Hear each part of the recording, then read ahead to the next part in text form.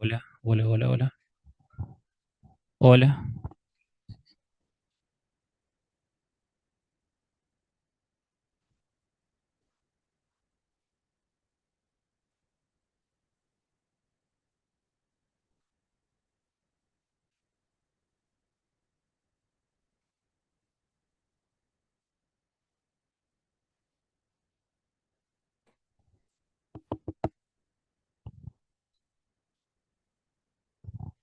Hola, hola,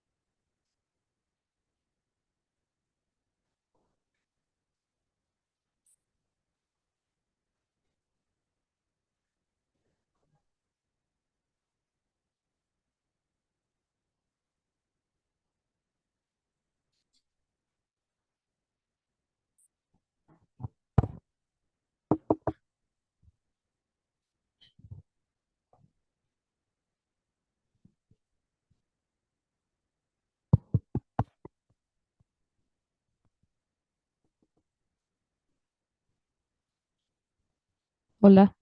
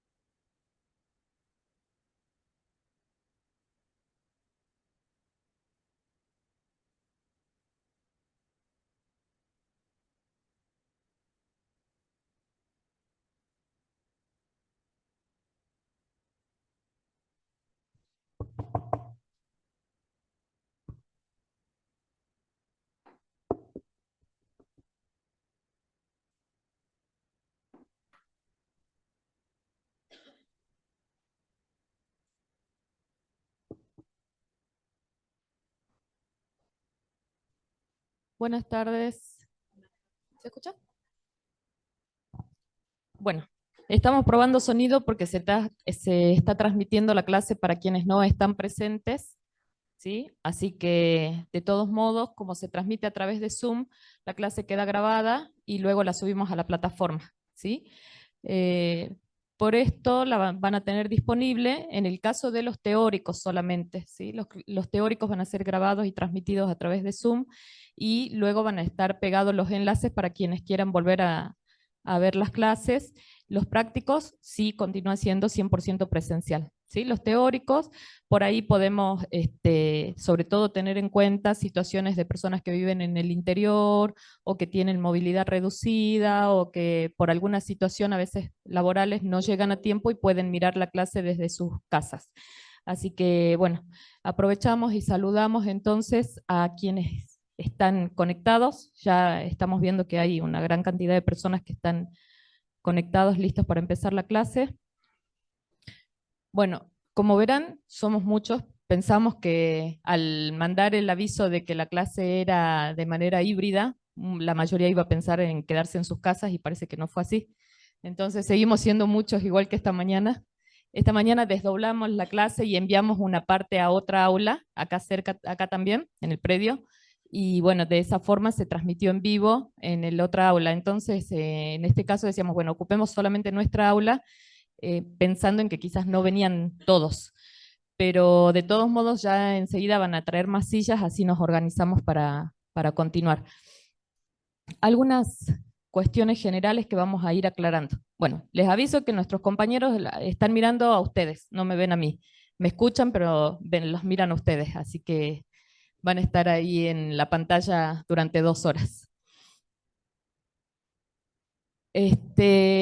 Bueno, respecto al inicio de la cátedra, mucha de la información en cuanto a la organización del funcionamiento de la materia ya la trabajamos en la presentación, ¿no?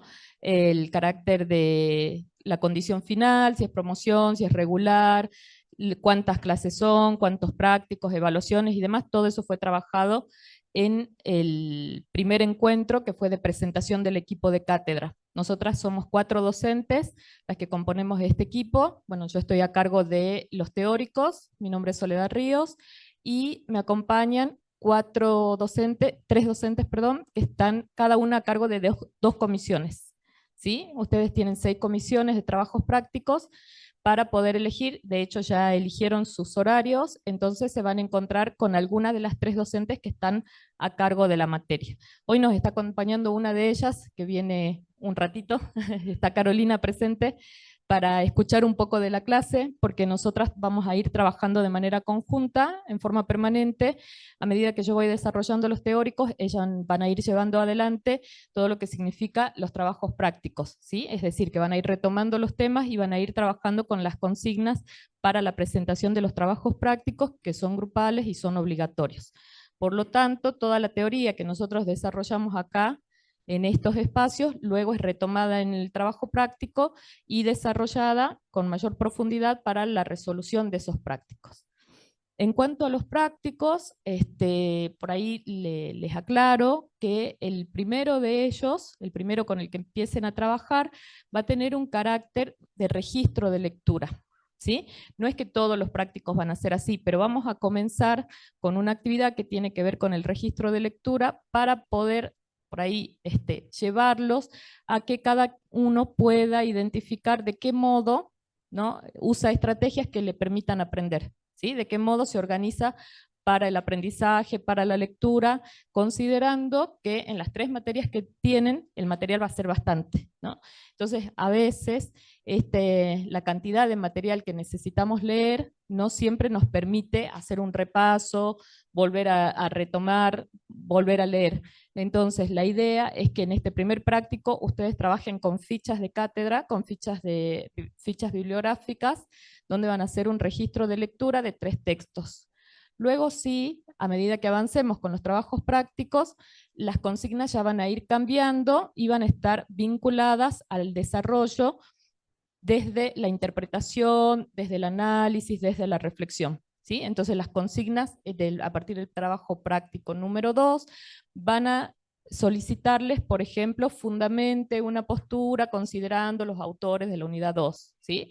Desarrolle y explique, ejemplifique, compare, analice. Entonces, esas son cuestiones que ustedes las tienen que ir trabajando en los trabajos prácticos y que tienen que quedar en claro a medida que vayan entrando en contacto con las docentes, tienen que quedar en claro respecto a lo que se les solicita, ¿sí? Es muy importante poder entender qué es lo que se pide en la consigna para ajustarse al trabajo.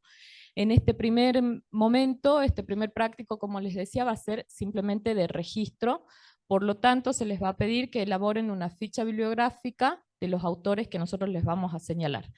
La idea con estas fichas es, por un lado, poder llevar a la lectura, pero también considerar que esta materia es una de las troncales dentro de la carrera. Por lo tanto, van a ir retomando los aportes que desarrollemos en esta materia, ¿sí? En otras, a medida que avancen con el cursado de de cada uno de los espacios curriculares, seguramente van a ir retomando. Entonces, lo importante de hacer una ficha tiene que ver con quedarse con un registro, con una sistematización de un autor que después yo la puedo retomar. Por ejemplo, lo hago ahora para la unidad 1 y en el trabajo final integrador seguramente le vamos a pedir que, por ejemplo, analicen una situación problemática y utilicen, recurran a los textos que ustedes consideren importantes, necesarios, pertinentes para ese análisis. Entonces ahí van a tener la decisión de poder elegir entre los textos abordados cuál es el que mejor les ayuda a entender la situación. Entonces, cuando lleguemos al final de la cátedra van a tener que retomar la bibliografía que leyeron. Este es el sentido de las fichas, ¿sí? Que les quede registro de lo que leyeron, que les quede esa síntesis con los datos de los autores y demás. Y de paso, también para la cursada en lo que viene. Por ejemplo, respecto a las fichas, a ver, les muestro un poco alguna de las mías. La ficha bibliográfica que compramos en las librerías, ¿no? Que son estas, nos sirven para identificar, en la primera línea, ponemos el autor, ponemos el año, la edición, el país, ¿sí? Los datos completos de la bibliografía. Y luego desarrollamos cuáles son las ideas centrales. Por ahí si se llega a ver, en este caso, bueno, yo lo resalto con color. Por ejemplo, si este autor aborda 3 enfoques, están identificados cuáles son esos 3. Fíjense que, bueno, por ejemplo, en mi caso, que yo siempre trabajo con fichas, tengo organizado incluso alfabéticamente muchas fichas, y hay fichas que tengo desde cuando era estudiante y que las sigo utilizando para el momento de dar clases, por ejemplo, ¿no? Cuando tengo que presentar un artículo, tengo que presentar un trabajo, entonces retomo las fichas porque es una forma también de complementar la bibliografía. O sea, si estoy cursando una materia del segundo año, nos piden en un trabajo final bibliografía obligatoria y además bibliografía complementaria, entonces yo puedo integrar aportes de otros autores que creamos pertinentes. Y ahí volvemos a las fichas, ¿sí? Es una forma de organizarnos. Entonces, esa va a ser la forma de trabajo. Nosotros vamos a empezar hoy a hablar acerca del contexto de surgimiento de la sociología. Es decir, ¿qué pasaba en la sociedad de la época? ¿Cuáles eran las características de una sociedad europea en un determinado momento histórico que llevaron a que determinados pensadores en un momento creyeran necesaria una disciplina que se ocupe de un campo de estudio específico, que se diferenciaba de otros, ¿sí? Entonces, nosotros cuando hablamos de la sociología, hoy podemos denominarla de este modo, ¿no? Pero cuando empezamos a hablar del primer periodo, del siglo IX al siglo XV, todavía en sus inicios no se denominaba como tal, o sea, no estaba constituida la disciplina. En un primer momento se le llamó fisiología social y luego Comte es quien le pone el nombre de sociología, por eso es que se dice que es el padre de la sociología. Fisiología social porque estaba vinculada a las ciencias duras, ¿no? En ese momento histórico, quienes estaban legitimadas como ciencias eran las ciencias duras, ¿sí? No así las sociales. Por lo tanto, la disciplina nace con una impronta positivista, ¿sí? Porque tenía las características del pensamiento de la época. Entonces, lo que nosotros vamos a empezar a ver ahora es cuáles son las características políticas, sociales, culturales. A ver, no sé si se...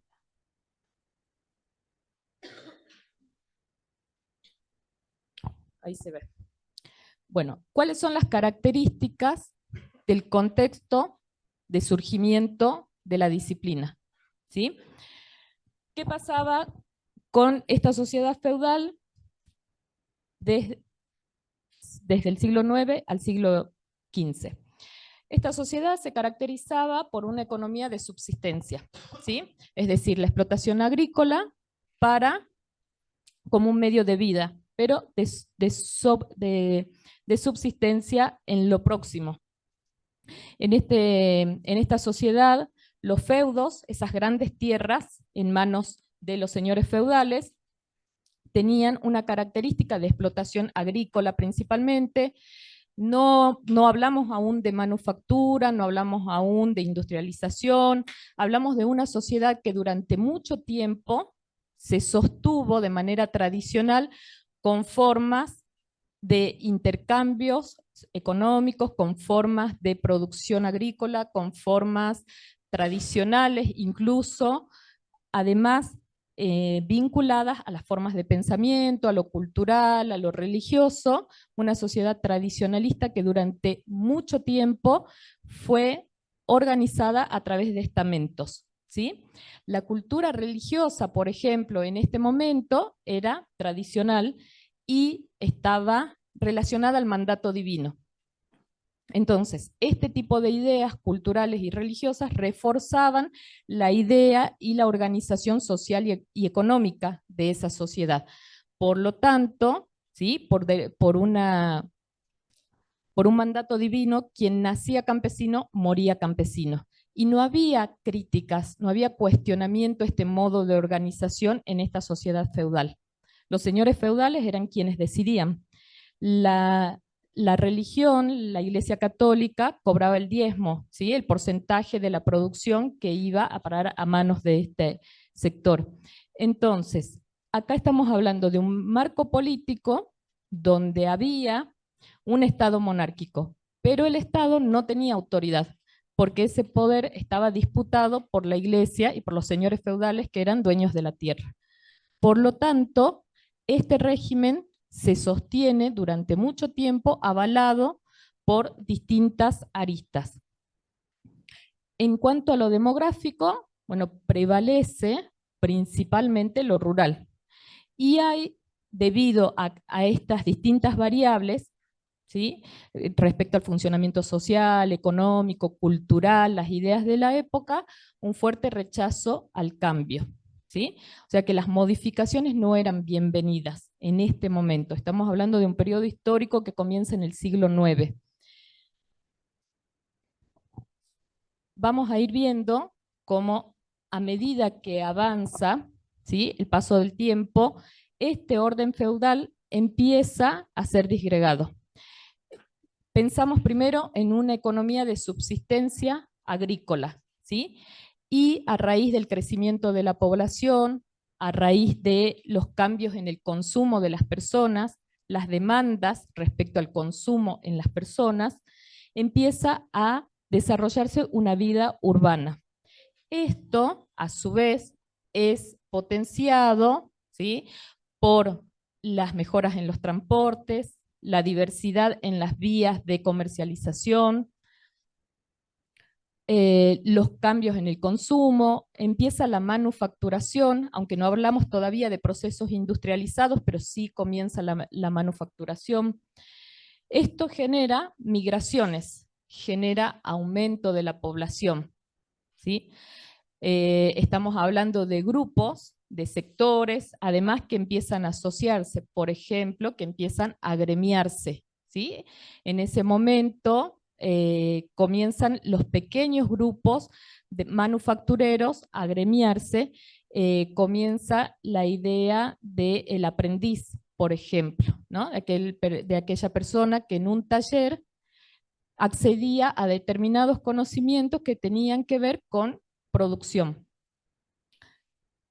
Continúa la concentración de la tierra, ¿sí? En este caso en latifundios.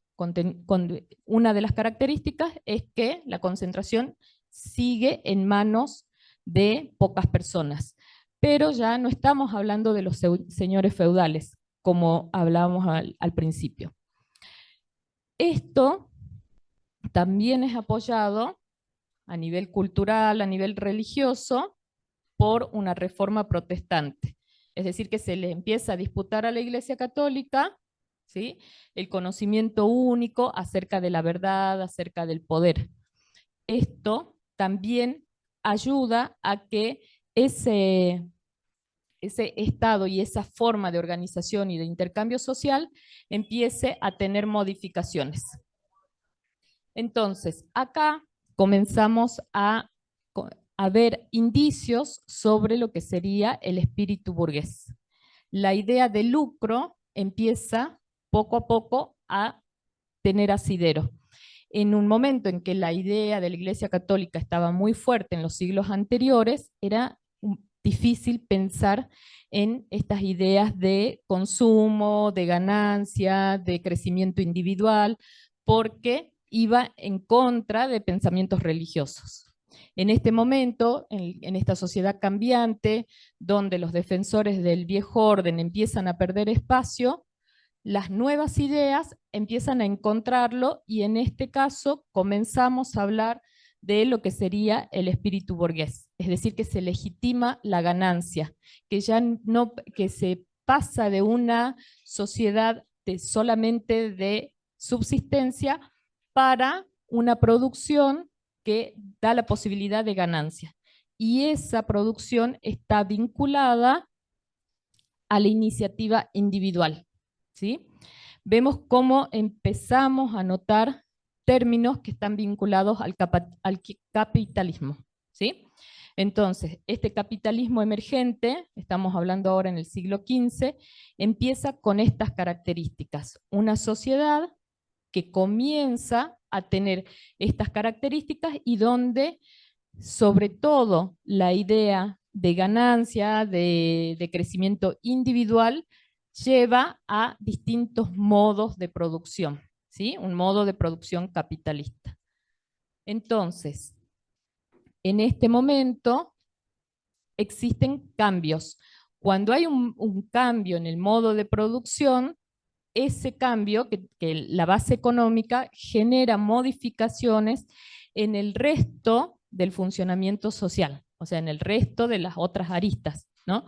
Porque cuando hay un cambio en el modo de producción, ¿qué es lo que pasa? Se producen migraciones de los sectores campesinos a los centros urbanos en búsqueda de mejores oportunidades laborales. Sin embargo, esto no sucede. Hay un proceso incipiente de industrialización, pero no hay aún mano de obra calificada para poder dar respuestas, ¿sí? Entonces, este proceso no encuentra en las personas que estaban los conocimientos para poder avanzar en ese sentido, y a su vez las personas que empiezan a realizar las migraciones internas se trasladan a las ciudades donde empiezan a convertirse en un escenario caótico. O sea, grupos hacinados, esto trae enfermedades, epidemias, ¿sí?, desocupación, exclusión. Entonces la sociedad empieza a caracterizarse de este modo.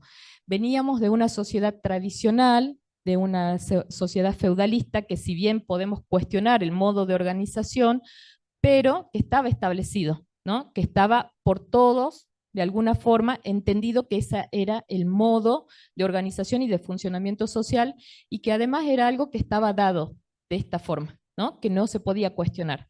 Entonces empezamos ahora a ver una sociedad en cambio constante, con crecimiento, pero que a su vez genera esta idea de caos, de crisis social, ¿sí?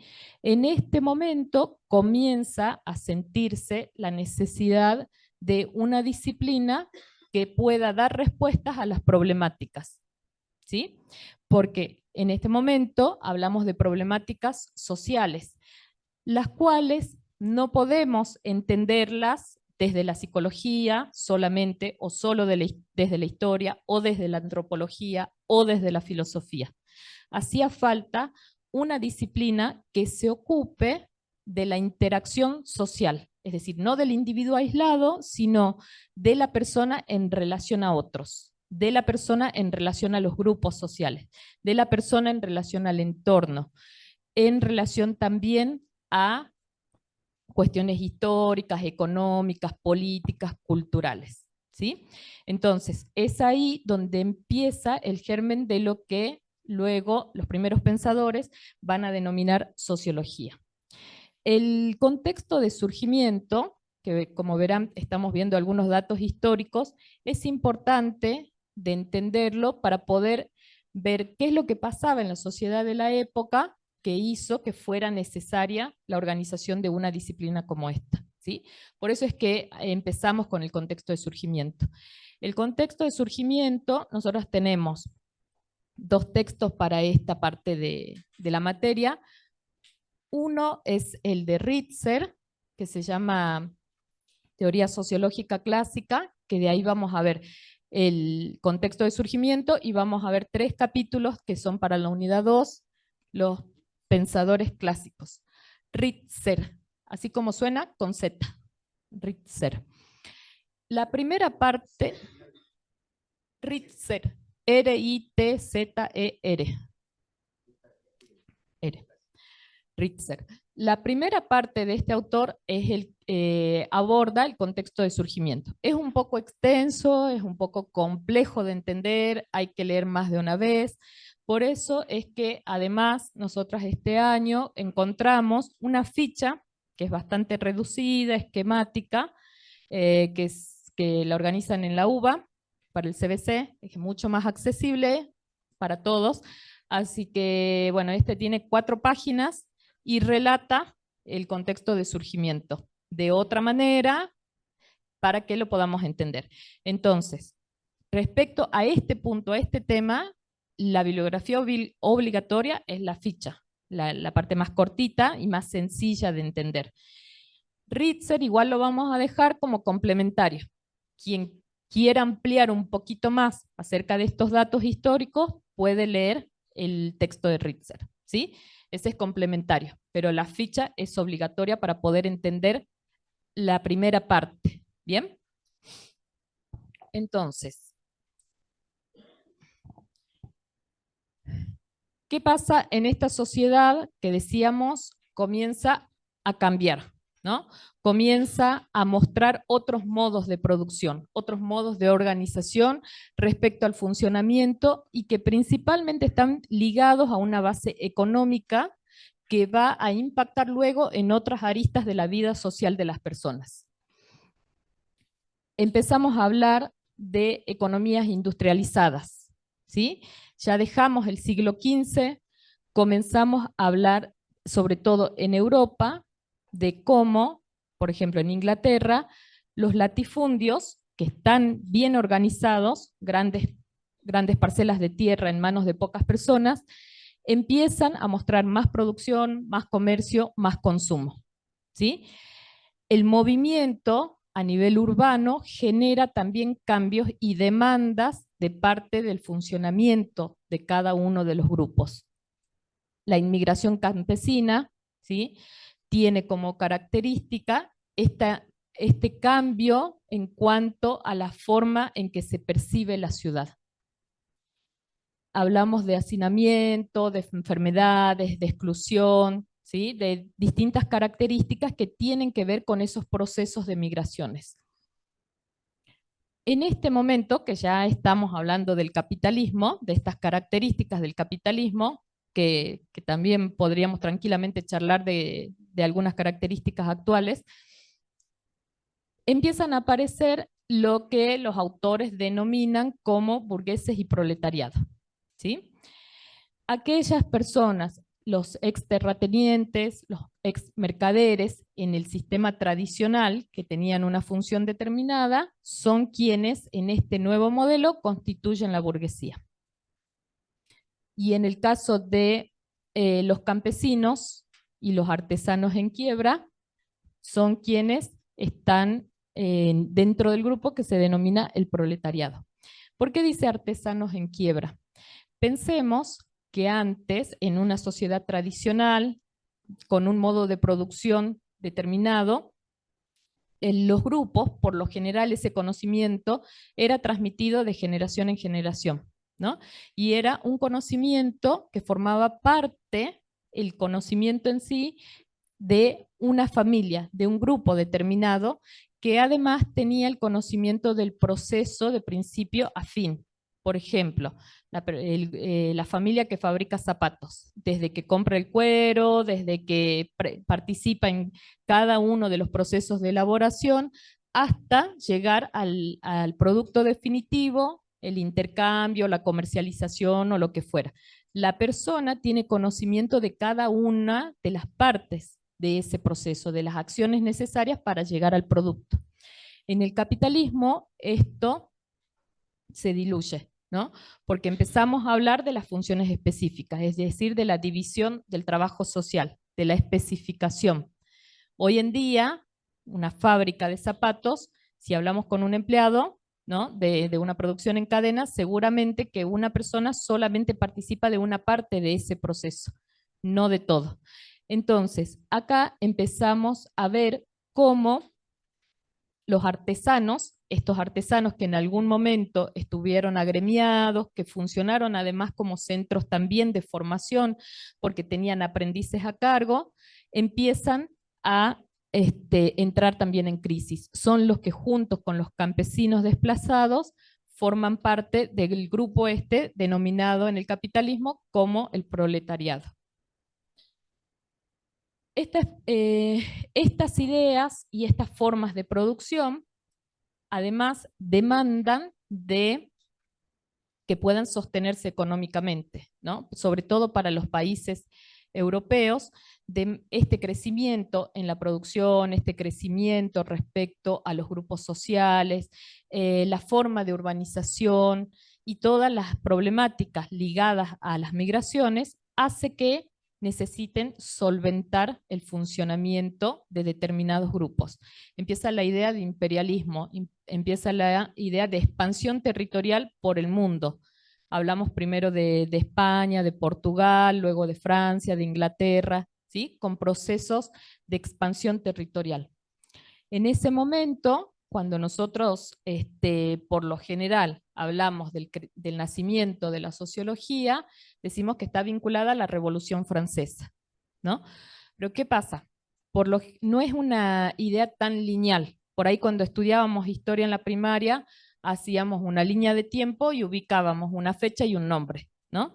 Sin embargo, los procesos sociales no se dan de este modo, o por lo menos no tan simple. No es que podemos ubicar exactamente a qué fecha un nombre, un prócer y un suceso, ¿no? Estamos hablando de procesos, por lo tanto, hay que, desde la sociología vamos a ir viendo cómo el contexto histórico, económico, social, político, hace que se den en determinados momentos, sucesos. En este momento, ¿qué pasaba en la sociedad europea de la época? Hablamos de la Revolución Gloriosa. En Inglaterra, empezamos aquí, 1688, la Revolución Norteamericana en el 76, la Revolución Francesa en 1789. Estas son revoluciones políticas, ¿sí? Principalmente políticas. ¿Y qué es lo que traen aparejado? El crecimiento del poder político de la burguesía y el debilitamiento de las ideas monárquicas, de la nobleza. Todo esto en relación a un crecimiento en cuanto a lo urbano. Imaginemos, ¿por qué es que se señala y se hace hincapié en este crecimiento y en esta concentración de lo urbano? Porque la sociedad de la época modificó su escenario de una forma rotunda, ¿sí? las formas de distribución de los grupos sociales en la sociedad tradicional feudal es muy distinta a lo que actualmente, en ese momento, comienza a visorarse con todo lo que significan las migraciones, los intercambios y las problemáticas vinculadas a esos grupos, ¿sí? La falta de trabajo, la precariedad, la falta de formación de mano de obra. Esto hace que existan grupos que van quedando relegados de ese proceso de cambio. ¿Hasta acá se va entendiendo? ¿Sí? Bueno, yo voy haciendo como un relato, así que es en relación a lo que nosotros trabajamos con estos textos, ¿sí? La idea es que después ustedes con la lectura retoman y vamos a verlo nuevamente en los prácticos, ¿sí? Pero también es el momento acá, si por ahí se les ocurre un ejemplo, si por ahí, no sé, alguien leyó algo relacionado con el tema y quiere compartirlo, estamos también para eso. Así que cualquier cosa me avisan, me preguntan. Entonces, vamos acá describiendo un escenario económico, social, político, ¿sí? De una sociedad donde emerge la sociología como disciplina en sí, ¿sí? Estamos hablando de la sociología. Entonces, ¿qué busca la sociología? ¿Cuál es el campo de estudio de la sociología? ¿Por qué nace? Todo lo que dije anteriormente es para poder entender esto, ¿no? ¿Por qué nace la sociología? ¿En función de qué necesidad? Y acá lo que vemos es uno de los textos que nosotras vamos a desarrollar es el de Zygmunt Bauman y Tin May, que se llama Pensando sociológicamente. Estos autores, que son contemporáneos, dicen que la sociología es una práctica sistemática. Es un estudio de la sociedad y de las relaciones sociales. Entonces, vemos acá que la sociología tiene que ver con este objetivo de comprender las relaciones sociales, ¿sí?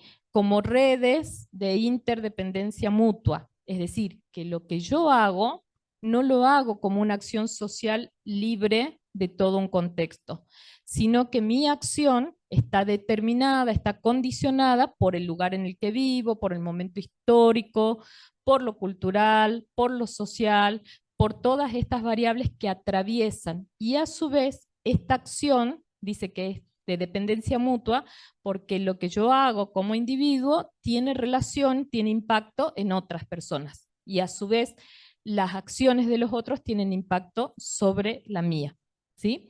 Entonces, desde este punto, caracterizan los autores a la sociología como una disciplina que se constituye por un flujo constante y por un saber acumulado. ¿Qué significa esto? Hay temas en la agenda de la sociología que son clásicos, ¿sí? Que desde sus inicios, por ejemplo, Durkheim indagó acerca del suicidio desde el punto de vista de la sociología. Ese es un tema propio de la sociología y que forma parte de su agenda. Este es un saber acumulado. Pero por las características que tiene la disciplina, a medida que avanza la sociedad, se van incorporando nuevas problemáticas. ¿Qué problemática, por ejemplo, se les ocurre hoy que podría estudiar la sociología? Algo que sea relevante, que nos esté preocupando y a la cual la disciplina podría dar respuestas.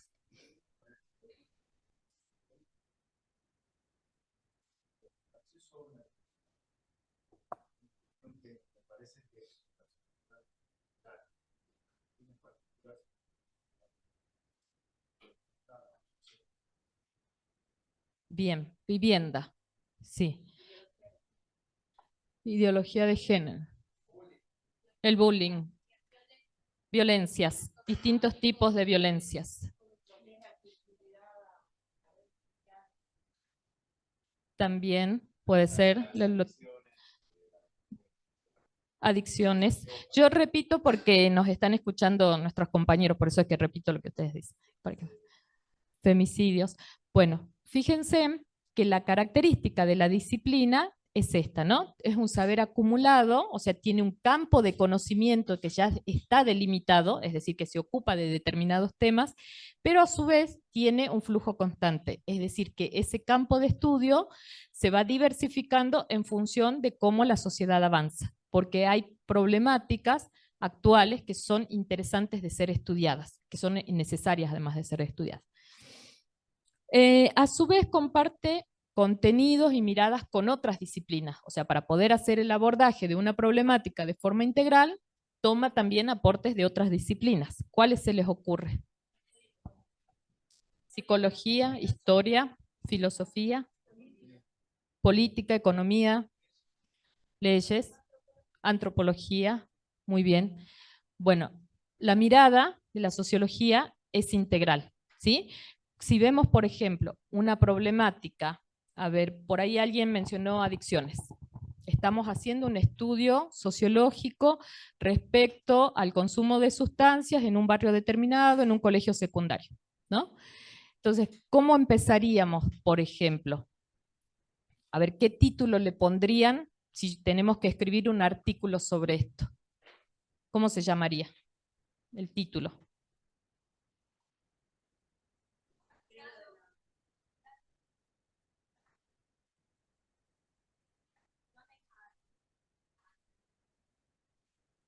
Adicciones a los estupefacientes. A ver, ¿qué más? Bien. Un título. Hagan de cuenta que estamos... ¿Cómo? Adicciones en la adolescencia. Sí. ¿Qué más? A ver, otro. Factores de las adicciones. Bien. Problemática adolescente. ¿Cómo?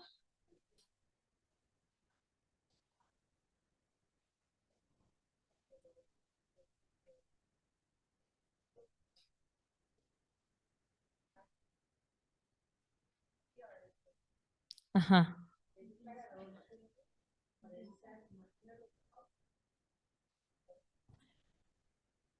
Bien, bueno, fíjense en que algunas de las ideas que plantearon están vinculadas a hipótesis que nosotros ya tenemos, ¿no? Que de algún modo son prejuicios también, ¿no? Hipótesis que decimos, bueno, si no hay contención en la casa, entonces vienen las adicciones. Si no hay, no sé, determinadas condiciones, entonces vienen las adicciones. Entonces están vinculadas. El estudio sociológico apunta a el descubrimiento, o sea, la producción del conocimiento. Y es ahí donde toma aportes de otras disciplinas. ¿Por qué? Porque, por ejemplo, yo puedo hacer un estudio sociológico acerca de las adicciones y para esto sería bueno comparar, a ver qué pasa con el consumo de sustancias en distintas sociedades, ¿sí? En este colegio secundario de Jujuy y en uno del conurbano bonaerense, por ejemplo, ¿no? ¿Qué pasa a lo largo de la historia?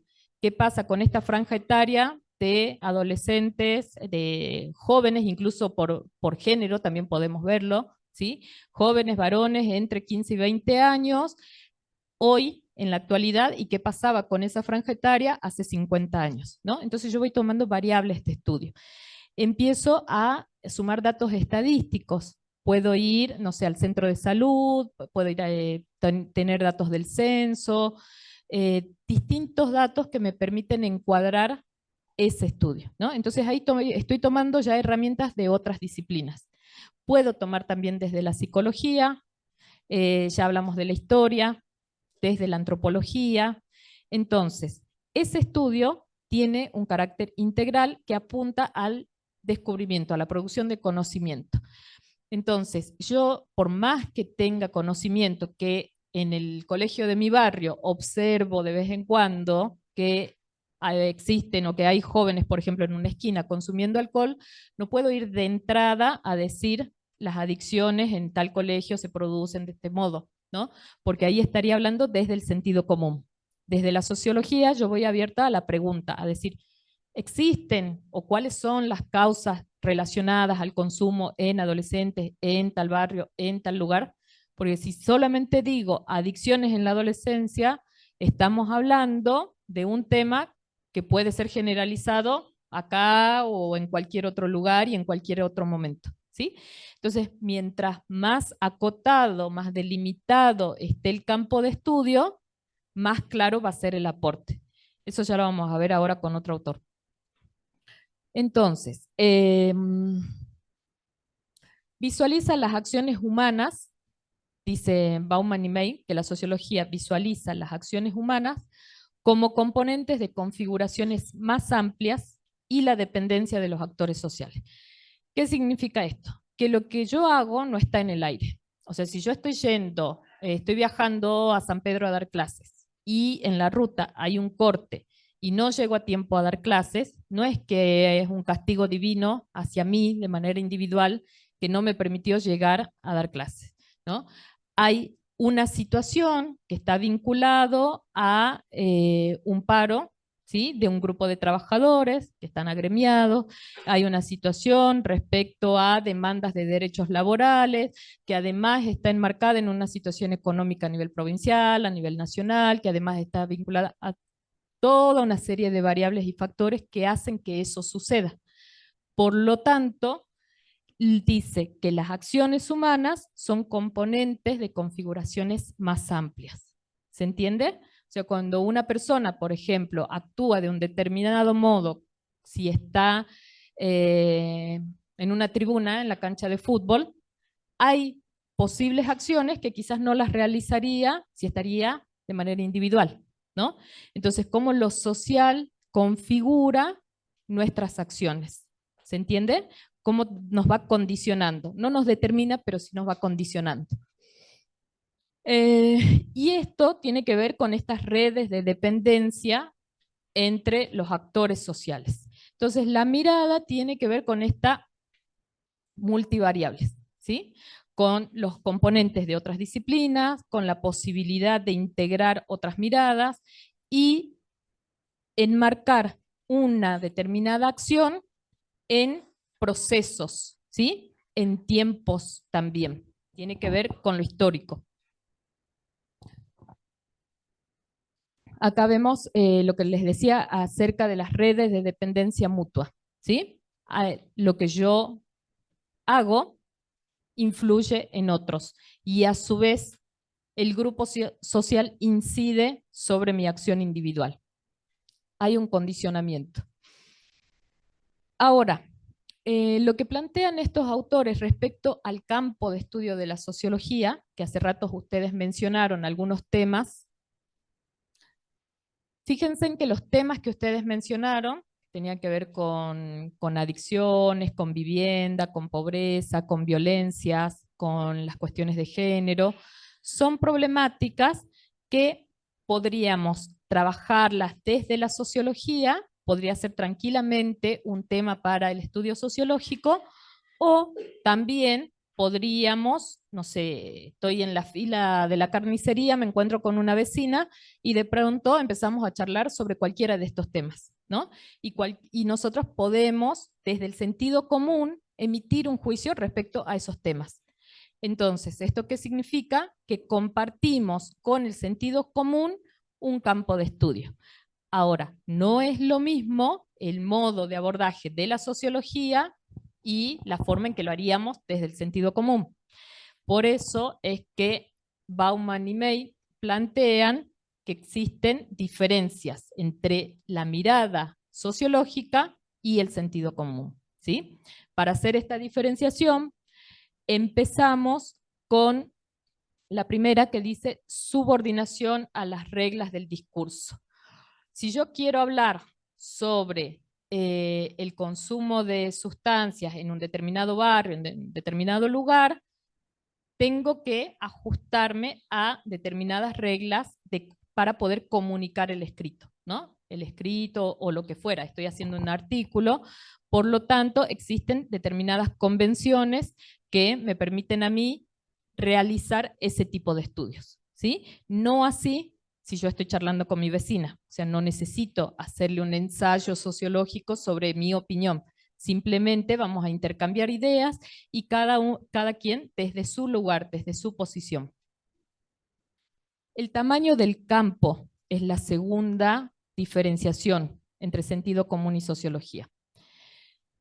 ¿A qué vamos con el tamaño del campo? Si, por ejemplo, yo voy pasando por un colegio secundario, ¿no? paso por la esquina de ese colegio y veo dos estudiantes que están tomando una cerveza. Capaz que charlando con mi vecina, ¿no? Les digo, en ese colegio todos son borrachos. Ahora, yo no puedo hacer un estudio sociológico en el que concluya diciendo, en el colegio de tal barrio, de tal lugar, todos son alcohólicos, ¿no? O no puedo, porque por ahí cruce algunos de ustedes en algún lugar, después venir y decir, todos los que estudian abogacía en la UNCU son alcohólicos, ¿no? Entonces tiene que ver con el tamaño de la muestra, que significa que para que la muestra sea representativa, yo tengo que poder limitar mi campo de estudio para luego llegar a un conocimiento que sea válido, que sea pertinente en relación a lo que estoy informando, ¿sí? Entonces, si yo tomo como objeto de estudio un colegio secundario de la capital jujeña, tendré que ver cuál es la matrícula, por ejemplo, de ese colegio y hacer un recorte, ¿sí? Mientras más recortado esté el campo de estudio, más certero será el análisis que pueda realizar. Es decir, si yo quiero indagar sobre este tema, voy a tomar una franja de edad, voy a tomar un grupo determinado, voy a decir quizás por género, ¿sí? O puedo incluso decir, bueno, el consumo de alcohol en el ciclo superior de este colegio, de este barrio, ¿sí? Durante el periodo del 2015 al 2020. Entonces yo ahí estoy delimitando el campo.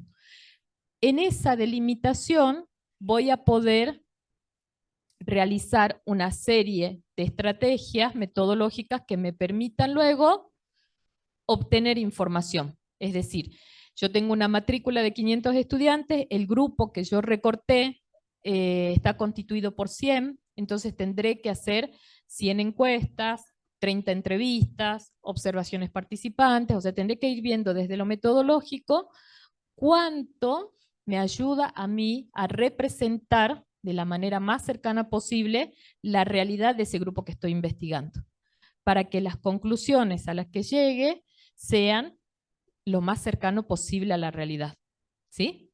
Entonces, esto no pasaría si estamos hablando desde el sentido común.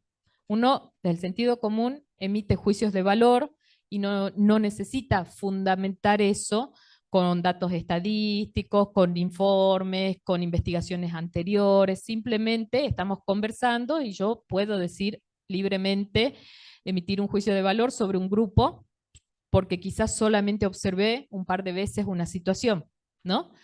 Ahora, sí es distinto en el caso de un estudio sociológico. El tamaño del campo es el material que nos sirve para la organización del pensamiento y para la producción de ese conocimiento.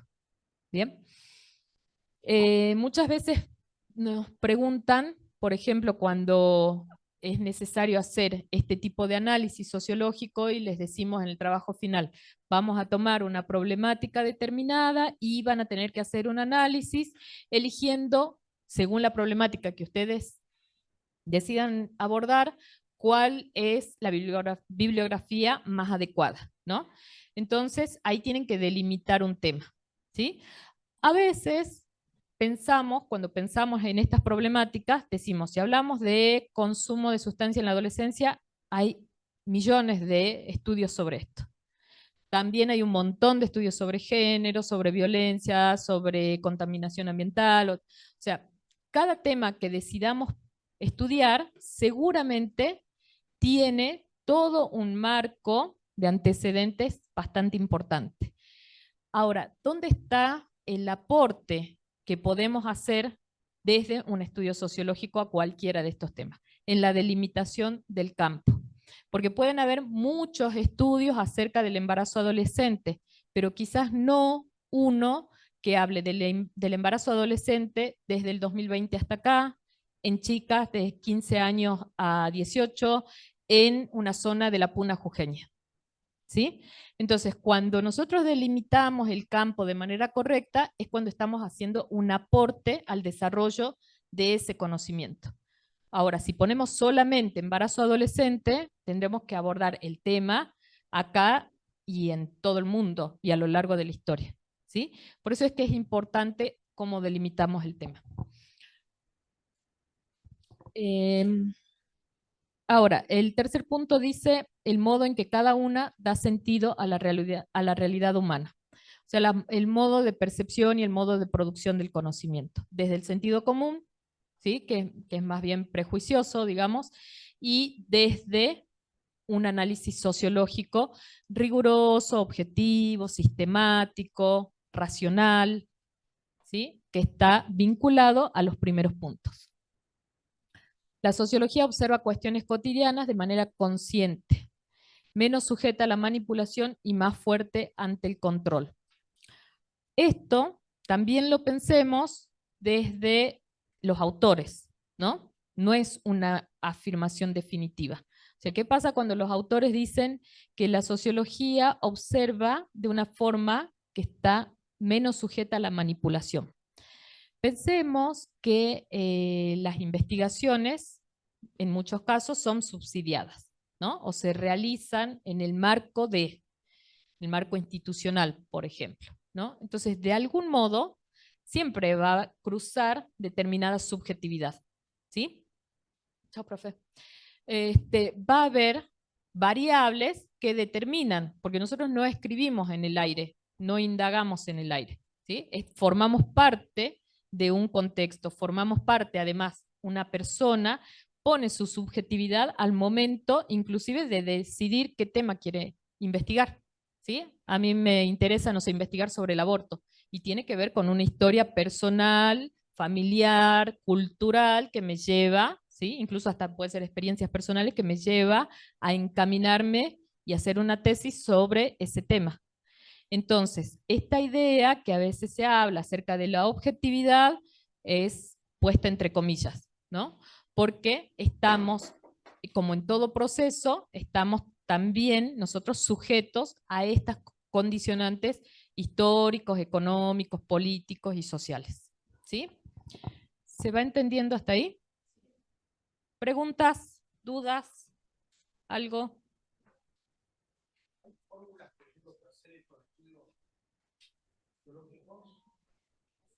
Fórmulas en el sentido... Y la verdad que nosotros el enfoque que tomamos es más bien interpretativo, o sea que le escapamos un poco a la fórmula. Entonces,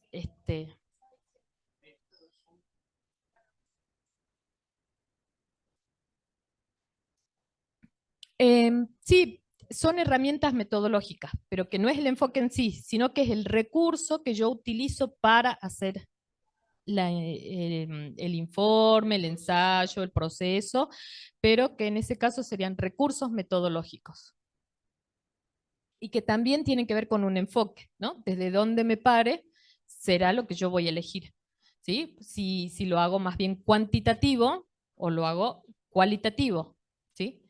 Entonces tiene que ver también con el enfoque desde el cual mire yo la situación.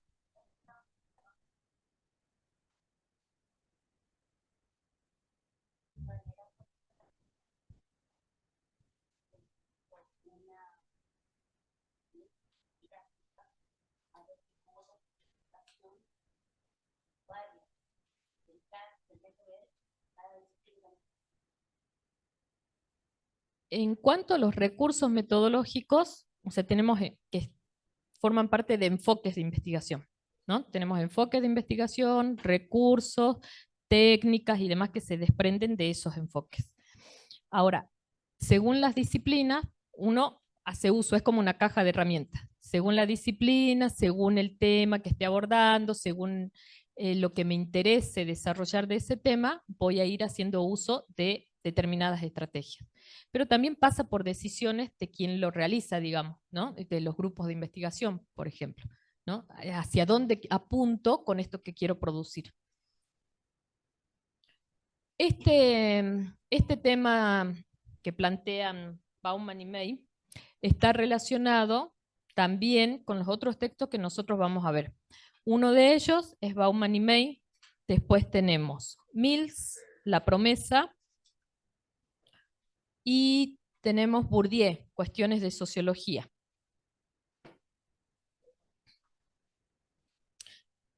Sí, sí, sí, todo va a estar subido. Estos autores están relacionados porque el objetivo que buscan es poder determinar cuál es la mirada sociológica, o sea, de qué se ocupa la sociología, ¿sí? ¿Cuál es el aporte que hace la sociología?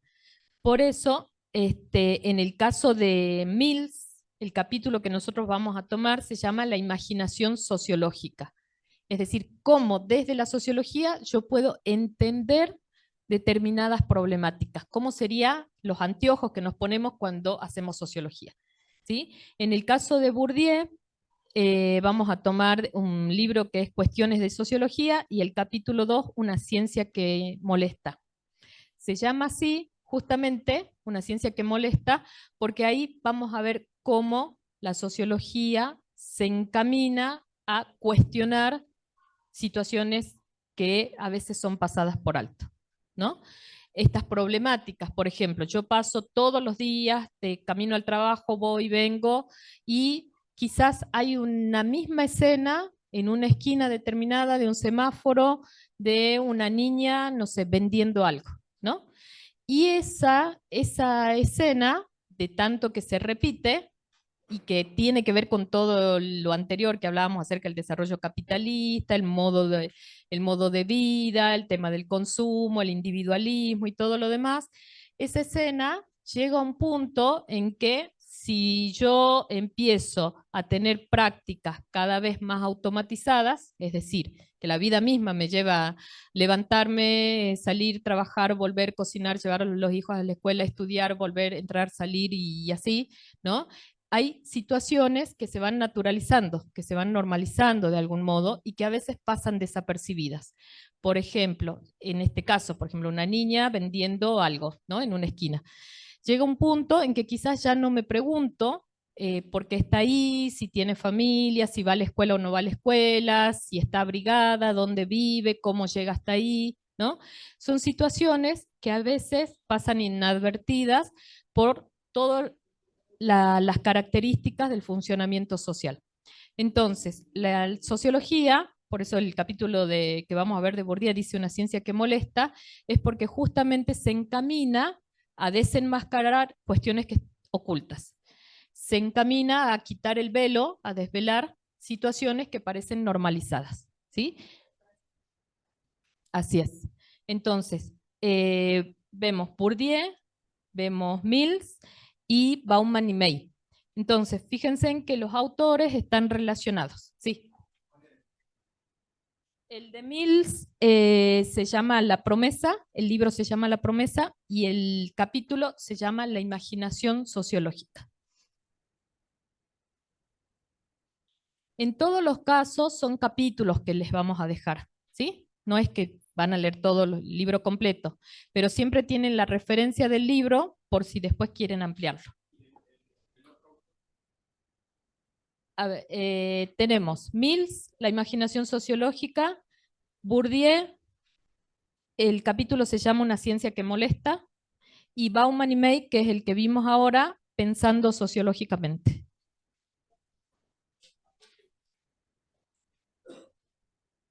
Pensando sociológicamente es el libro. Mills, La promesa es el libro. Y Bourdieu, Cuestiones de sociología, el libro.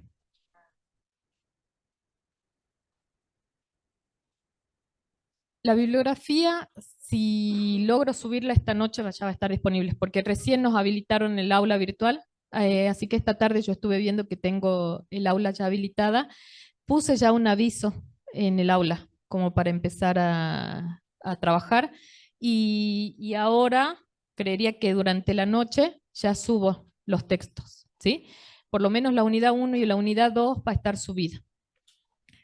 Entonces, estábamos en Bourdieu. Fíjense que los autores, como les decía, están relacionados, ¿sí? Apuntan hacia poder entender cuáles son los aportes de la sociología respecto al entendimiento de determinadas problemáticas, ¿sí? ¿En qué ayuda? Por eso es que hay uno que se llama ¿Para qué sirve la sociología? Que no lo tengo acá, pero el de Duvet, que creo que lo voy a dejar también. ¿Para qué sirve la sociología? ¿Para qué sirve el sociólogo? Una cosa así se llama. Entonces, Bourdieu dice que la sociología es una ciencia que critica, que revela cosas ocultas, ¿sí? Recuerden lo que vimos recién en Bauman y May, ¿no? ¿Qué decía Bauman y May de la sociología cuando recién comenzamos? ¿Cómo era la sociología? Una práctica sistemática, sí. Una práctica sistemática que ayuda al entendimiento. Bien. Bourdieu dice que es una ciencia crítica, va un paso más allá. Va un paso más allá de solamente la interpretación, el entendimiento. En este caso, Bourdieu avanza hacia la crítica, porque dice que revela cosas ocultas. El tipo de ciencia social, dice, que puede hacer, depende de la relación que se tiene con el mundo social y de la posición que se ocupa en dicho mundo. Acá hay un avance respecto a lo que vimos en los dos autores anteriores. Primero, nosotros decíamos que en el caso de Bauman y May, que estaba condicionada, que había una red de interdependencia mutua, que había redes, configuraciones y demás. El estudio de la sociedad, relaciones sociales, visualiza las acciones humanas, ¿sí? Pero desde un punto de vista de la interpretación. En Bourdieu, él empieza a cuestionar el aporte de la sociología a la sociedad. Y dice que es una ciencia social, fíjense en que ahí ya el término lo modifica por ciencia social, y dice que lo que uno puede hacer desde la sociología, ¿sí?, depende de la relación que se tiene con el mundo social. Es esto lo que yo les decía hace rato acerca de la subjetividad, ¿no? Que cuando yo decido estudiar sobre un tema determinado, ya está atravesada mi subjetividad. Y ya además esa subjetividad está condicionada por la pertenencia que tengo a una determinada familia, a un determinado grupo social, a una clase, a una comunidad y demás. Entonces él dice que lo que se puede hacer depende de la relación que se tiene con el mundo, es decir, de dónde yo me paro. No es lo mismo hacer un estudio siendo mujer, madre, docente y demás, que hacer un estudio, ¿sí? Siendo varón, perteneciendo a otro grupo, no sé, desde un determinado espacio gubernamental o desde un organismo con financiamiento propio, ¿sí? Son distintos modos de mirar.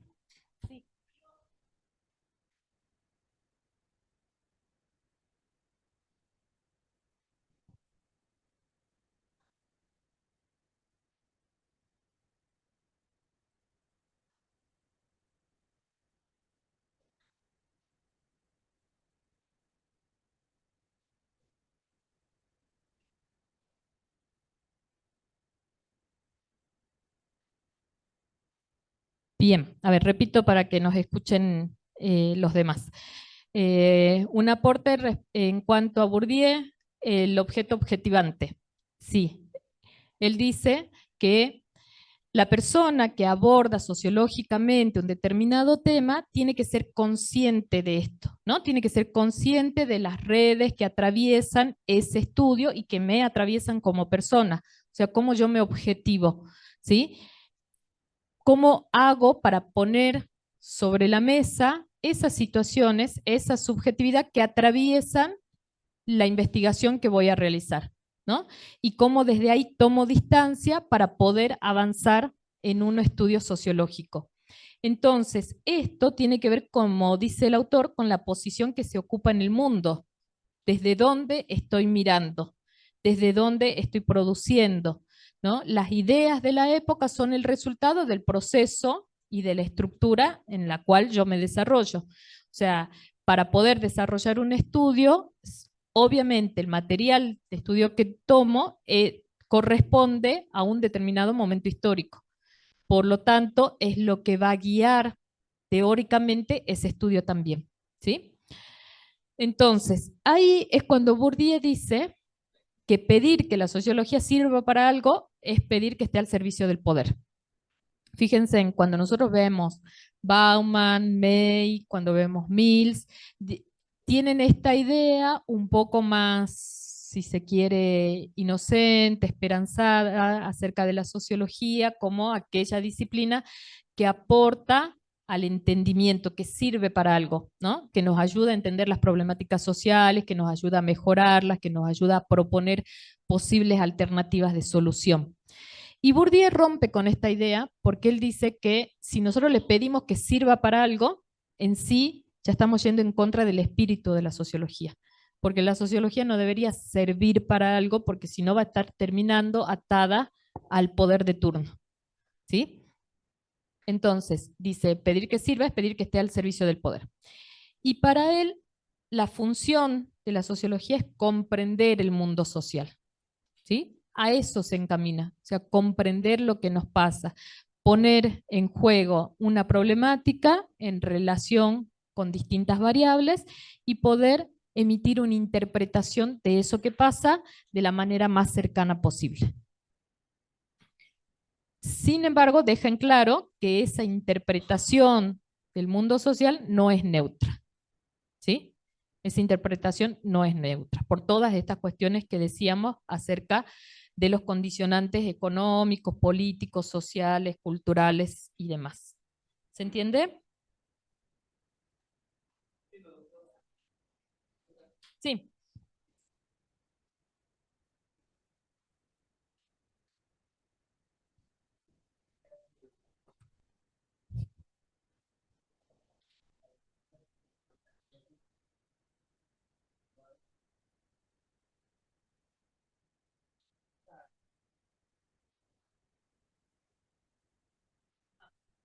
¿Escucharon la pregunta? El compañero dice, ¿por qué no la sociología, por ejemplo, en el caso de un estudio acerca del consumo de sustancias, ¿no?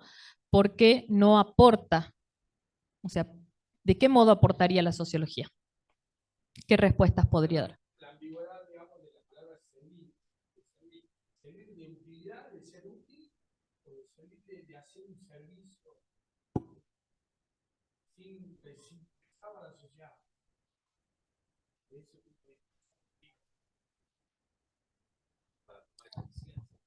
Para tomar conciencia, sí, para explicar causas, buscar soluciones.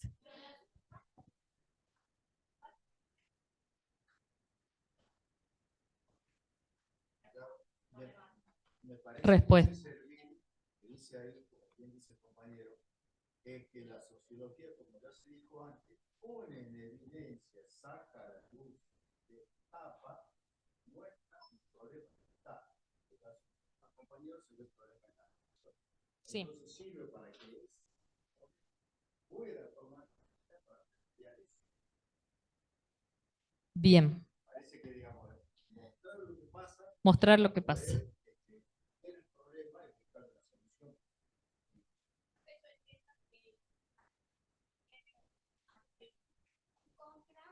De que se organice algo con una metodología, un postulado, y creo que esa es una crítica en cuanto a que se quiere que esa metodología, si bien va cambiando con el paso del tiempo, con el paso de acuerdo al tiempo, sí. Y creo que se requiere que esté independiente del poder político, del poder quiere que ese conocimiento que, que mientras tengo más conocimiento, necesito más certeza y por ello necesito más certeza. Ustedes, al tener más conocimiento, va a ser la certeza. Entonces, que sea independiente de la muestra y de que sea independiente de la investigación, la hipótesis.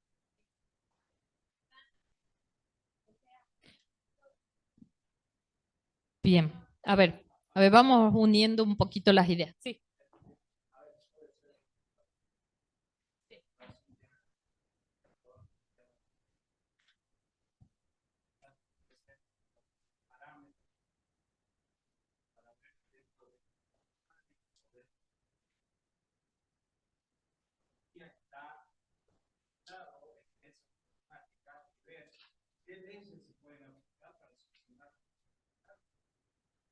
Bien. Recordemos que no tiene un carácter predictivo, ¿no? No es que vamos a decir, bueno, a partir del conocimiento que se produce, se emiten o se toman determinadas decisiones. La búsqueda pasa por la interpretación de una problemática, de una situación enmarcada, o sea, dar entendimiento a esto que nos pasa. Ahora, el uso que se hace de esa producción del conocimiento ya no pasa o no queda en manos solamente de la sociología. Por eso es que, por ejemplo, el libro de Mills se llama La promesa. ¿Por qué? Porque está vinculado a esto, ¿no? Que como en la modernidad esa confianza absoluta en la producción del conocimiento nos llevaba a creer que mientras más sepamos, más íbamos a avanzar socialmente, más íbamos a tener la cura a todas las enfermedades, íbamos a vivir mejor, la tecnología y todo, ¿no? Entonces él dice la promesa justamente porque es una promesa que no se cumplió. Entonces, en el caso de la sociología pasa algo similar. Nace la sociología, recuerden, estas ideas todavía están rondando al nacimiento de la sociología. Cuando la sociología nace, nace con esta promesa de restablecer el orden perdido, ¿no? De volver a dar respuestas ante una sociedad que ahora se torna caótica, ¿no? Una sociedad que ahora tiene un montón de problemas, que tiene situaciones de exclusión, de pobreza, de violencia, de hacinamiento, de enfermedades, o sea, como que hay un montón de situaciones a las cuales se les demanda a la sociología una respuesta. Sin embargo, es una respuesta que no la puede dar en el sentido de solución, sí en el sentido de entendimiento, en el sentido de interpretación, pero no de solución a esos problemas, de aporte, sí.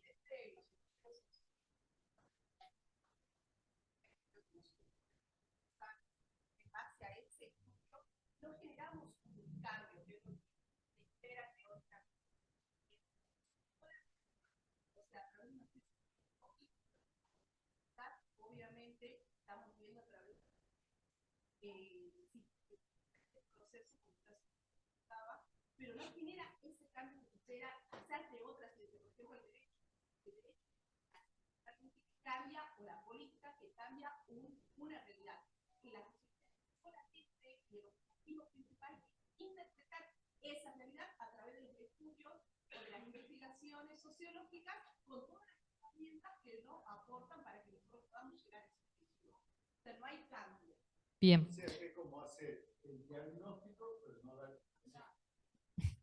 Entendernos, ayudarnos a entender lo que nos pasa. Ahora, sí es un aporte importante desde el sentido reflexivo. O sea, el solo hecho de, como dice Bourdieu, revelar cosas que están ocultas ya tiene una función de denuncia social, o sea, de decir por qué pasa lo que nos pasa, ¿no?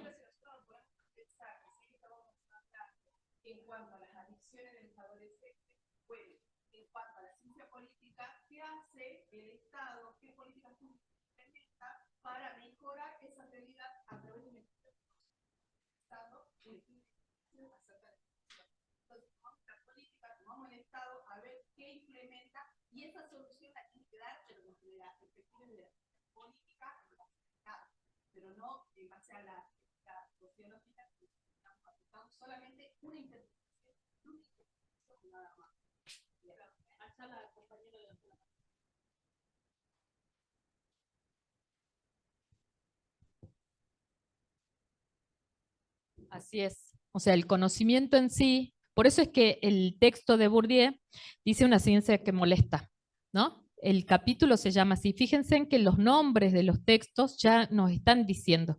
Cuando Bourdieu dice una ciencia que molesta, es justamente porque él dice incomoda a ciertos sectores de poder, ¿sí? ¿Por qué? Porque viene a reflexionar acerca de problemáticas que a lo mejor no a todo el mundo le conviene que se sepan, ¿no? Cuando, claro, cuando empezamos a indagar el porqué de determinadas problemáticas sociales y a lo mejor llegamos a conclusiones que están vinculadas a las decisiones de políticas públicas respecto a la vivienda, por ejemplo, ¿no?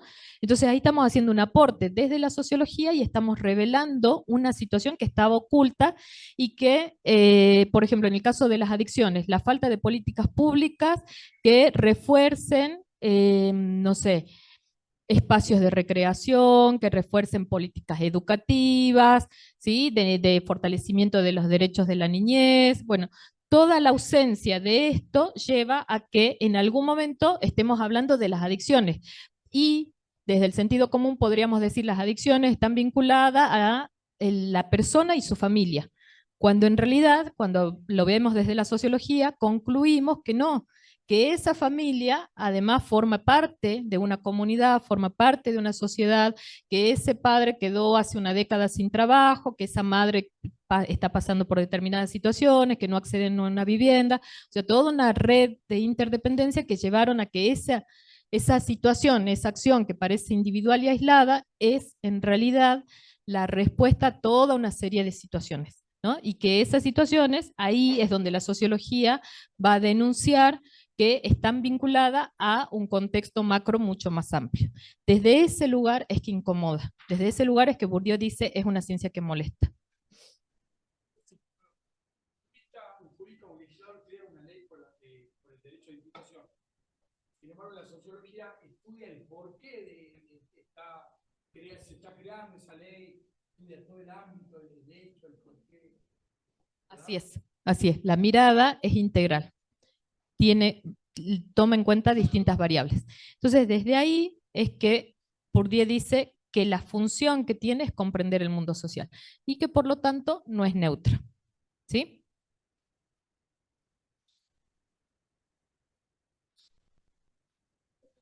A ver si vamos a llegar a ver un poquito de Mills. Sí. Vamos a introducir algunas ideas sobre Mills. Después, igual esto vamos a volver a retomarlo también un poco más en profundidad. El libro de Mills se llama La promesa y el capítulo se llama La imaginación sociológica.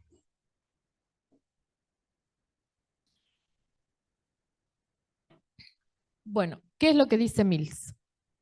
Que las personas están limitadas por órbitas en las que viven. ¿Qué significa esto? Nosotros nos desenvolvemos en determinadas órbitas. Por ejemplo, cada uno pensará cuáles son. A partir de hoy ustedes están creando una órbita, porque seguramente a ese grupo que tienen con un grupo de personas que comparten un deporte determinado, es una órbita, ¿no? Laboral tienen otra órbita y acá será otra órbita en cuanto al estudio.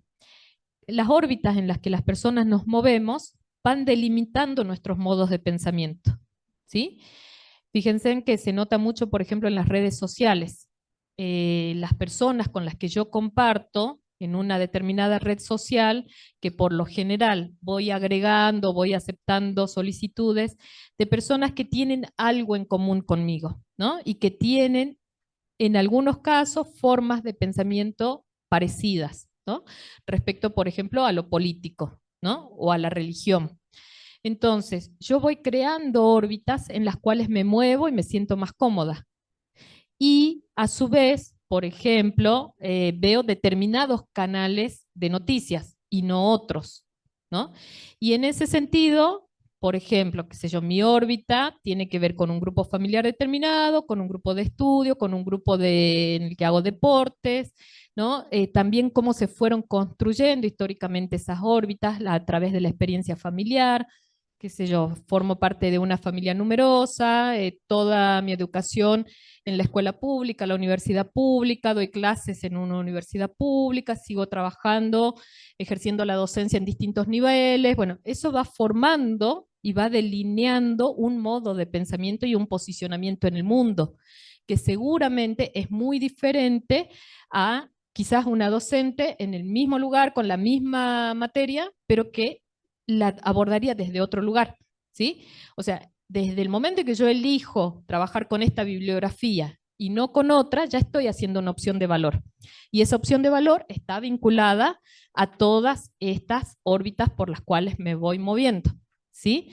Por eso es que a veces nos cuesta mucho entender que una persona piense tan diferente a nosotros en cuanto a un posicionamiento político, por ejemplo, o religioso, y nos parece, no sé, increíble que alguien tenga determinadas opiniones respecto a un tema. Por ejemplo, nos pasó con la legalización del aborto, ¿no? Entonces, posiciones muy enfrentadas que a los que están de un lado les cuesta mucho entender a los que están del otro, ¿sí? Pero ese modo de pensamiento se fue construyendo a partir del paso de la persona por estas determinadas órbitas. Entonces, yo veo publicaciones de personas que piensan similar a mí, veo noticias que están vinculadas también al enfoque que tengo, leo libros que me gustan, que están vinculados a mi modo de ver, me formo en determinados espacios, ¿sí? Entonces, esas órbitas, dice Mills, limitan el modo de pensamiento de las personas. Es decir, lo que Bourdieu decía, la posición en el mundo, ¿sí? Entonces, muchas veces cuando nosotros pretendemos hacer un análisis de lo social, una interpretación, a veces nos vemos limitadas por estas posiciones, ¿sí? Nos cuesta mucho entender el otro lado, ¿sí? Porque yo me defino, a lo mejor sin hacerlo abiertamente, pero me defino desde un determinado lugar, ¿sí? Mujer, con estas características, ¿sí? Entonces, desde la sociología, lo que dice Mills que deberíamos intentar hacer es restablecer esta idea que muchas veces se ignora entre la conexión del hombre y la sociedad. Es decir, enmarcar a la persona en la sociedad, sabiendo que la persona no decide de manera aislada, ¿sí? Que las acciones forman parte de un proceso histórico, político, económico y demás, ¿sí? Está enmarcado en un determinado tiempo. Para esto, él dice que hay que establecer conexiones entre la biografía y la historia, entre yo y el mundo. O sea, no es solamente mi biografía, donde dice que nací en tal año, que viví acá, que fui a tal escuela y que después hice este proceso y que trabajo en tal lugar. Esa sería la biografía. Pero esa biografía tiene que ser entendida en relación a una historia. O sea, esa biografía que yo construí no es el mérito personal mío, sino que es el fruto de la relación de intercambio que yo voy teniendo con la sociedad. Si no hubiese existido la universidad pública, yo hoy no podría estar parada acá. O sea, por ejemplo, eso es un hecho, ¿sí? Porque seguramente, bueno, y lo puedo afirmar, mi familia no hubiese tenido las condiciones para solventar una carrera universitaria, ¿no? Entonces, esas condiciones son las que habla él cuando dice las relaciones entre la biografía y la historia. ¿Sí? Que no andamos sueltos por el mundo, sino que somos el fruto de una historia y esa historia nos atraviesa. Y esa historia son los condicionantes que hacen posible o no determinadas situaciones. ¿Sí? Entonces él dice que para hacer sociología debemos poder establecer esa relación entre la biografía y la historia, entre yo y el mundo. Está el ejemplo que decía hace rato de un corte de ruta viajando, ¿no? Que no es que me perjudica a mí individualmente, sino que es el fruto de una situación a nivel grupal, a nivel de una sociedad y que además es el resultado de todo un modelo de país, de una estructura económica, de políticas públicas y todo lo demás, ¿sí? Entonces, eso es lo que Mills habla acerca de cómo desde la sociología nosotros podemos establecer conexiones lúcidas entre la biografía y la historia, entre yo y el mundo. La imaginación sociológica, que es el concepto que propone el autor, que ustedes cuando lean el texto van a ver que es un concepto puntual sobre imaginación sociológica, es justamente esto. Nos permite comprender el escenario histórico. Él dice que con la imaginación sociológica apuntamos a comprender el escenario histórico de lo que sucede con un determinado individuo. Permite captar la historia, la biografía y la relación entre ambas.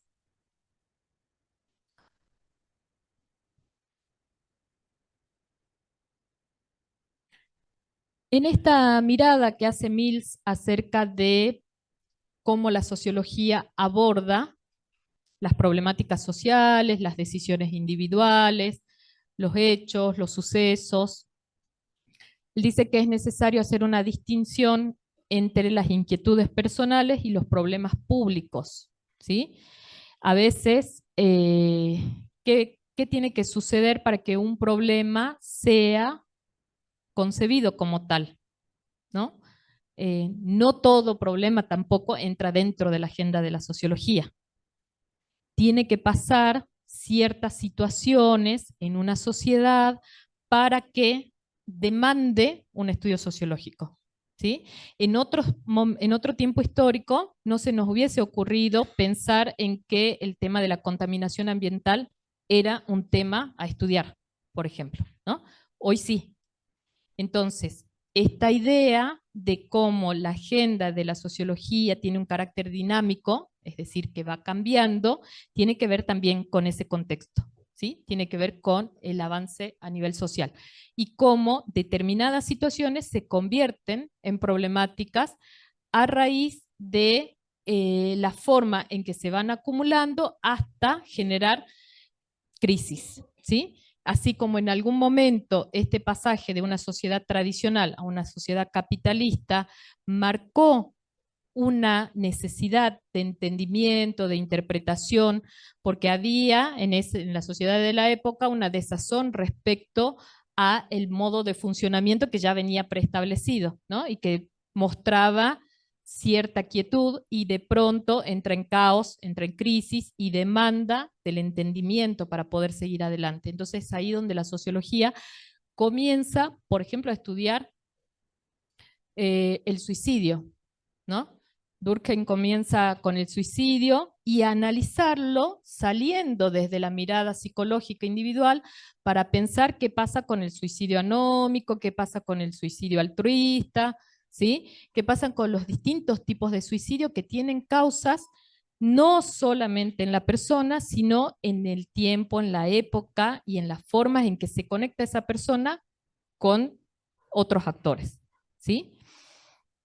Entonces, fíjense en que los autores se van relacionando. Podríamos esto hablarlo desde las órbitas, ¿no? De Bourdieu, podríamos relacionarlo con lo que Mills habla de la imaginación sociológica, podríamos ver cómo entra también en relación la distinción entre sentido común y sociología desde Bauman, ¿sí? Los tres autores están relacionados.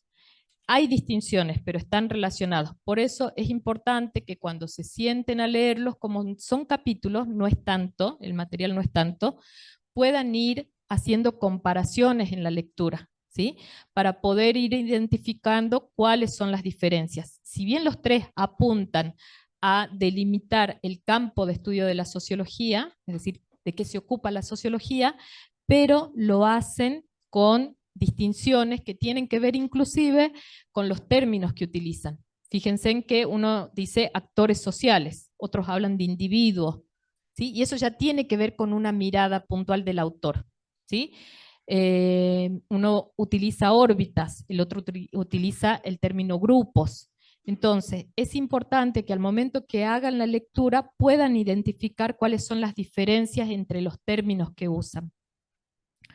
Por ahí un diccionario de sociología también les puede servir. Vayan pensando, porque cuando, por ejemplo, hacen un trabajo final o cuando se presentan a la mesa, dicen, bueno, voy a desarrollar la sociología desde el punto de vista interpretativo y todo lo demás, todo lo que venimos hablando. Y sin embargo, en algún momento dicen hechos sociales. Cuando yo tomo el término hecho social, estoy parado desde un enfoque positivista, ¿sí? Porque Durkheim es quien desarrolla el concepto de hecho social. Y está pensado desde un lugar que corre a la sociología de la interpretación. y que la asemeja más a las ciencias naturales, la ciencia exacta. Entonces, es importante que de a poquito vayan identificando las palabras que utilizan, ¿sí? Los términos que están vinculados a un determinado autor. Entonces, cuando yo estoy hablando de Bourdieu, yo hablo de reflexión, de crítica, de alternativa. Cuando hablo desde Bauman, estoy hablando más bien desde la interpretación, de la comprensión, de los condicionantes. Entonces, hay distinciones. Si bien el estilo de pensamiento apunta hacia un mismo objetivo, hay distinciones entre los autores, ¿sí? Por eso es también la idea de que comencemos el primer trabajo con una ficha, con el registro de la lectura, para que a ustedes les permita entender la importancia de poder diferenciar los autores, ¿sí? Entonces, cuando yo elijo un posicionamiento para desarrollar mi trabajo final, me mantengo en esa línea. O sea, no puedo hacer una ensalada y ponerle un poco de todo, porque voy a estar por ahí entrando en contradicciones si digo mi trabajo es interpretativo y después termino usando a Durkheim. O sea, eso por ejemplo pasa mucho, ¿no? Mi trabajo es crítico y quiere cambiar el mundo y que no sé qué más, ¿no? Y empiezan con Marx y está bueno y hacemos una crítica a la explotación y al trabajo y demás, y de pronto ponen en la bibliografía 2 o 3 autores que tienen un enfoque totalmente distinto. Entonces ahí entramos en una incoherencia, ¿sí? Por eso es que es importante que desde el inicio vayan identificando cuáles son los autores y cuál es el posicionamiento que tiene cada uno de los autores para no cometer estos errores a veces de integrar conceptos que no se pueden integrar o términos que no se pueden utilizar cambiados, ¿sí? ¿Preguntas? ¿Dudas? ¿Se entiende? ¿Se va entendiendo?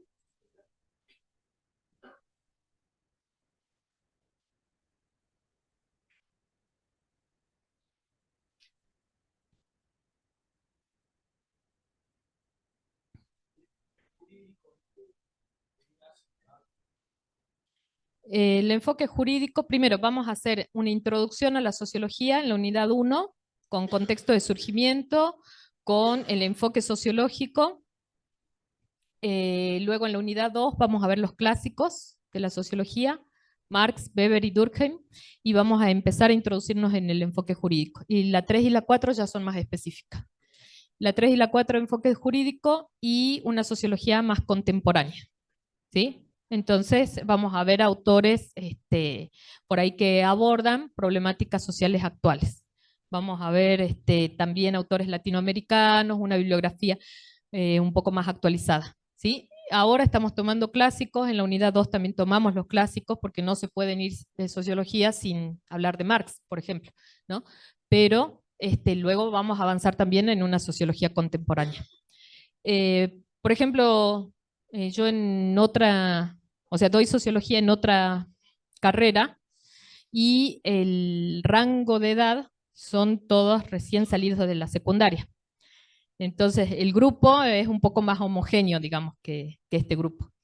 Y es un grupo más chico. Entonces, nosotros ahí este año estamos tomando como eje sociología y amor, que está bueno. Que no me animé a plantearlo acá, pero en el otro grupo lo estamos haciendo, porque hay textos contemporáneos muy buenos acerca de cómo a lo largo de la historia se concibe el amor en las relaciones sociales, y hay autores que empiezan a cuestionar, por ejemplo, tomando desde Bourdieu, qué pasa con ese tipo de relaciones tradicionales, preestablecidas, el cuestionamiento, la crítica, la violencia, el patriarcado y toda una serie de historia muy interesante que nosotros lo tomamos en la otra materia, que es sociología también, nada más que en otra carrera, pero empezamos como hilo conductor sociología y amor de principio a fin, o sea que vamos tomando unidad 1 y lo atravieso con ese tema. La unidad 2, Marx desde ese tema y así, todos desde ese tema. La verdad que está muy bueno para que veamos que es posible, digamos, establecer ejes que atraviesen. No sé, en este grupo me parecía un poco más difícil encontrar un eje que les parezca interesante a todos. En el año pasado, no, hace 2 años, en el otro grupo, trabajábamos consecuencias de la pandemia desde la sociología. Entonces ese era nuestro eje que atravesaba la materia. Acá recién nos estamos conociendo y veré, capaz que para el año os propongo un eje, pero ahora todavía no me parecía, no tengo mucho conocimiento como para proponerles un eje. Pero hay bibliografía, por ejemplo, en el que nosotros estamos y la mayoría son mujeres, es llamativo. Bueno, la carrera de Ciencias de la Educación. La mayoría mujeres y están muy enganchadas con la lectura. Es decir, la primera clase ya les dejé el libro, que se llama ¿Por qué duele el amor? Y ya avanzaron con la mitad del libro porque están motivadas. Entonces la idea también es encontrar eso, o sea, ¿para qué sirve la sociología desde ese punto? O sea, ¿cómo podemos pensar en cuestiones cotidianas que nos sean de interés y que nos motiven a la lectura? Entonces la idea también pasa por ahí.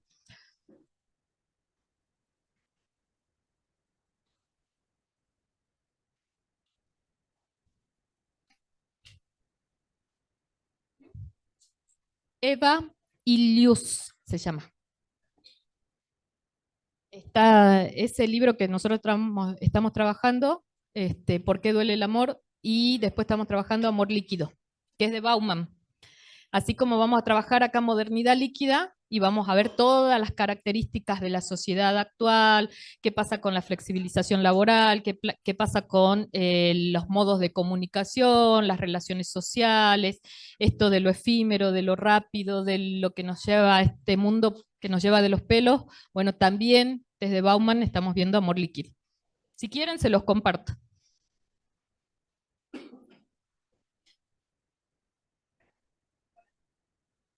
El lunes, estas que compran en la librería, el tamaño estándar, digamos.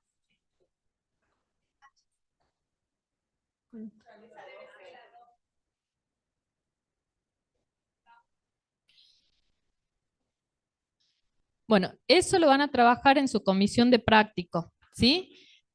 Tengan en cuenta que son 3 docentes, entonces no es que todas van a ir a tono exactamente iguales, cada docente también tendrá su impronta, ¿sí?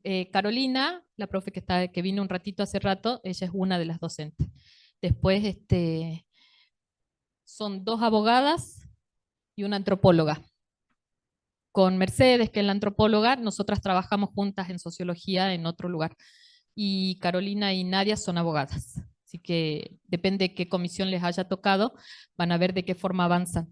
Y en el práctico es donde se van a organizar con los grupos y demás, y ellas les van a aclarar un poco más, van a ampliar el tema de las consignas con características para poder realizar las fichas. ¿Sí? Así que cualquier cosa el lunes ya comienzan a trabajar, pero hasta el lunes vayan mirando los textos. Sí.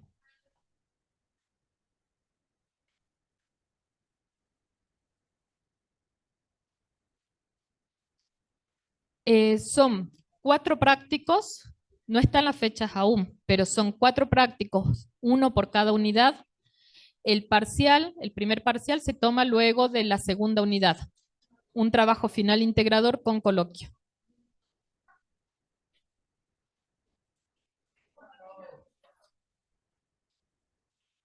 Bueno, sí.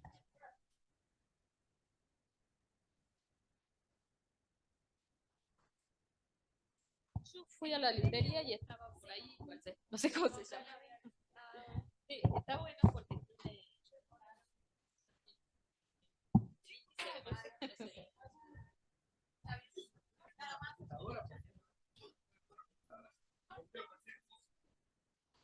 si respetan exactamente las dimensiones, puede ser, pero eso trabajenlo con las profes, a las profesoras. Todas las producciones, los prácticos los entregan cada quien en su comisión de práctico, en el horario de su comisión. Sí, sí. No, grupal. Tengan en cuenta que al ser grupal, todas las personas integrantes del grupo tienen que quedarse con la copia, ¿no? Con la copia o hacerlos todos.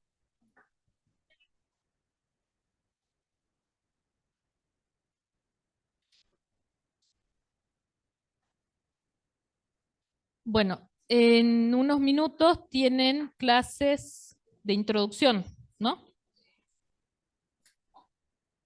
¿Sí?